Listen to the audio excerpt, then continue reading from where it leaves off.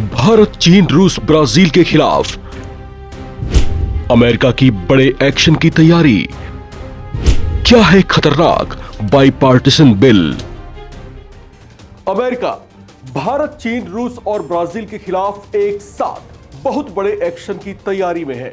रूस से तेल खरीदना भारत, चीन और ब्राजील को बहुत ज्यादा महंगा पड़ सकता है। अब इन चारों ही देशों पर शिकंजा कसने के लिए अमेरिका एक बड़े खतरनाक एक्शन प्लान पर काम कर रहा है। इसके लिए बाकायदा विधेयक तैयार किया गया है। अमेरिकी सीनेटर लिंडसे ग्राहम ने रूस से तेल खरीदने वाले देशों को दंडित करने के मकसद से एक द्विपक्षीय विधेयक तैयार किया है, जिसको अमेरिकी राष्ट्रपति डोनाल्ड ट्रंप से हरी झंडी मिल चुकी है। इस बिल को बहुत जल्दी ही अमेरिकी संसद में पेश करने की तैयारी है, जिसके पास होते ही रूस से सस्ता तेल खरीदने वाले देशों, खासकर चीन, भारत और ब्राजील के खिलाफ राष्ट्रपति ट्रंप की कार्रवाई करने की जो ताकत है वो बढ़ जाएगी। इस कुटिल चाल वाले विधेयक पर सीनेटर लिंडसे ग्राहम अपनी ही तारीफ करते सुने गए। उन्होंने कहा कि इस विधेयक पर उन्होंने कई महीनों तक काम किया है, जिस पर उन्होंने उम्मीद जताई है कि रिपब्लिकन और डेमोक्रेट दोनों ही इसका खुलकर समर्थन करेंगे। सोशल मीडिया प्लेटफॉर्म एक्स पर पोस्ट में ग्राहम ने इस बिल को सही समय पर बताया है।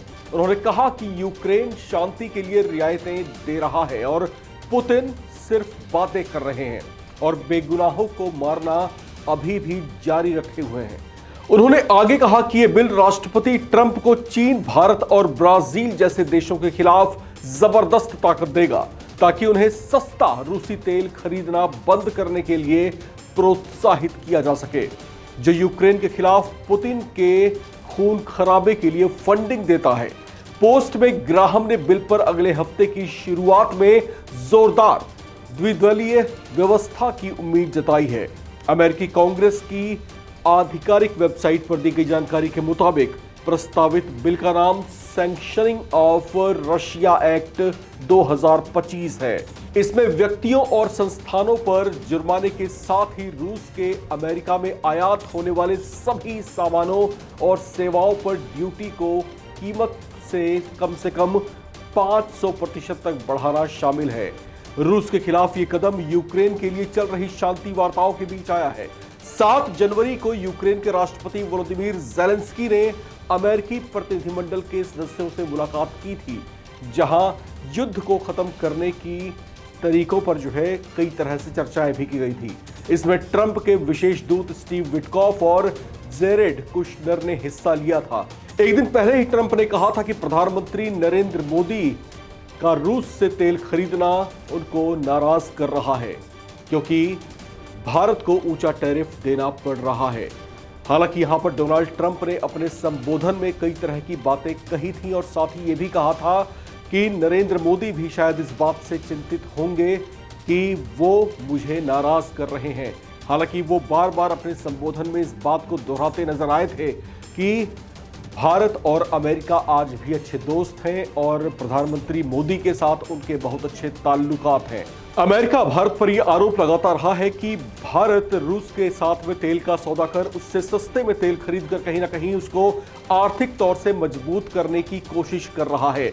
यहां पर अमेरिका का सीधे तौर से भारत पर यह आरोप है कि रूस क्योंकि यूक्रेन के साथ में सीधे युद्ध में उलझा हुआ है, ऐसे में रूस से तेल खरीदने का मतलब यही हुआ कि भारत यूक्रेन के खिलाफ रूस को आर्थिक तौर से मजबूती दे रहा है, जबकि अमेरिका रूस को टारगेट किए हुए है, उसको दुनिया से अलग थलग करने की वो कोशिशों में जुटा हुआ है।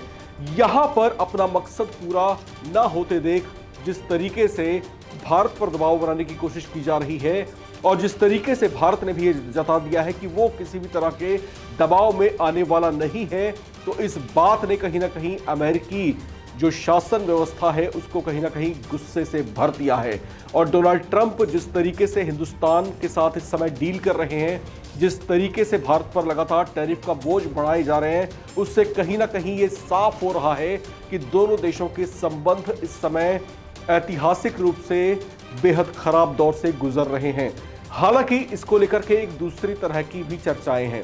वो चर्चा ये है कि दूसरी बार अमेरिका का राष्ट्रपति बनने के बाद दरअसल डोनाल्ड ट्रंप भारत में कुछ बड़े स्कोप तलाश रहे थे, कुछ बड़े अवसर तलाश रहे थे।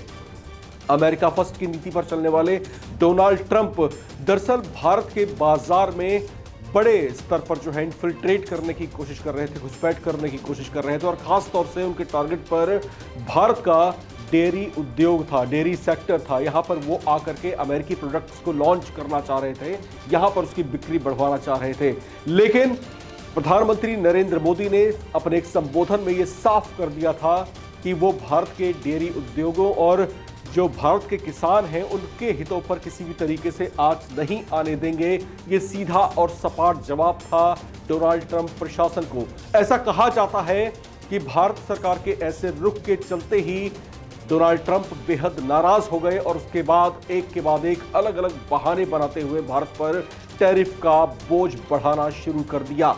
हालांकि भारत इन तमाम चीजों से अपने तरीके से निपट रहा है और अब तक भारत ने यही जताया है, यही दिखाया है कि हम किसी के आगे झुकने वाले नहीं, हम किसी के आगे दबने वाले नहीं। और भारत जो है अन्य तरह के विकल्पों की भी तलाश कर रहा है, अन्य तरह के स्कोप भी देख रहा है कि हम अपने व्यापारिक गतिविधियों को किस तरीके से आगे और तरीकों से बूस्टअप कर सकते हैं।